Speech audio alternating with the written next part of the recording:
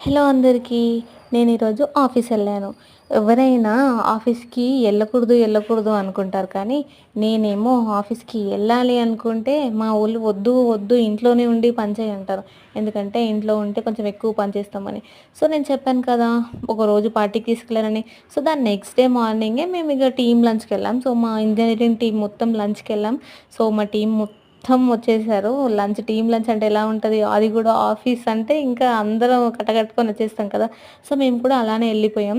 So మేమెళ్ళింది బేగంపేటలో ఉన్న మ్యారీగోల్డ్‌కి. నేనైతే ఇప్పటికి ఈ రెస్టారెంట్‌కి 3 టైమ్స్, 4 టైమ్స్ ఎళ్ళాను. అసలు నాకు ఫుడ్ అయితే చాలా అనిపిస్తది. సో చాలా వెరైటీస్ ఉంటాయి. నేనైతే ప్రతిసారి ఒక్కొక్క వెరైటీతో కుమ్మేసాననుకోండి. నాకు నచ్చిందయితే ఈ దొన్నె బిర్యానీ.